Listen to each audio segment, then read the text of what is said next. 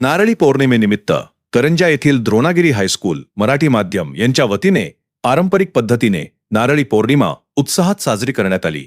या निमित्त विद्यार्थ्यांनी आकर्षक सोन्याच्या नारळाची प्रतिमा साकारत कोळी समाजाच्या समृद्ध परंपरेचे दर्शन घडविले। यावेळी कोळी परंपरा, संस्कृती आणि कोळी गीतांच्या तालावर मोठ्या उत्साहात कार्यक्रम पार पडला।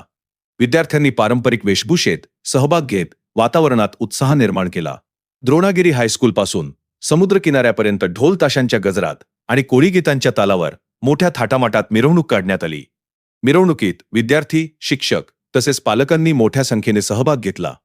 नारळी पौर्णिमेच्या माध्यमातून विद्यार्थ्यांना कोळी समाजाची पारंपरिक संस्कृती, रूढी परंपरा आणि समुद्राशी असलेले नाते यांची माहिती मिळावी, तसेच आपल्या संस्कृतीचे जतन व्हावे, हा या उपक्रमामागील उद्देश असल्याचे सांगण्यात आले।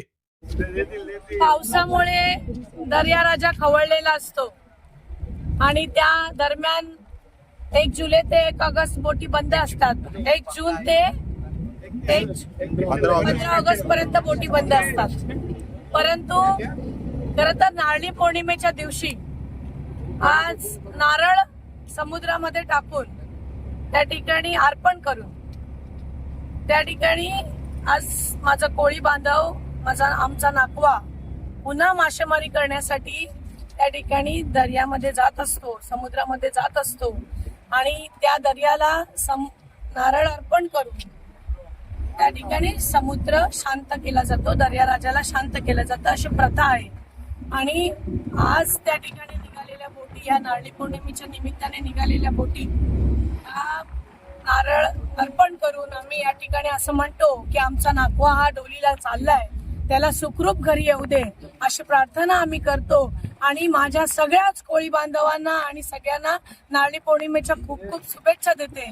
आणि ह्या देत असताना खऱ्या अर्थाने सगळ्याच कोळी बांधवांच्या संरक्षणाच्या सुद्धा प्रार्थना या दर्याराजाकडे करते आणि सगळेच कोळी बांधव त्या ठिकाणी समृद्ध, सुख, शांती आणि त्यांचं आरोग्य चांगलं राहावं अशी सुद्धा प्रार्थना करते। जय हिंद, जय महाराष्ट्र, जय आगरी कोळी।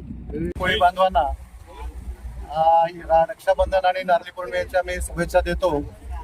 त्याचप्रमाणे आज हा जो आपण सोनेरी नारळ जे अर्पण करतो सागराला, तसेच तुमच्या सगळ्या नागवा लोकांचे सोनेरी दिवस यावो ही शुभेच्छा देतो। त्याचप्रमाणे सरकारलाही सांगतो की तुम्हाला काही भरपूर समस्या तुमच्या समोर आहेत, ते आता तुमचं डिझेलचं काय कमर्शियलमध्ये तुम्हाला टाकलेले आहेत, तर त्याचा देखील लवकर निर्णय सरकारने घ्यावा आणि आपल्या सगळ्या कोळी बांधवांना एक चांगला राहत द्यावी।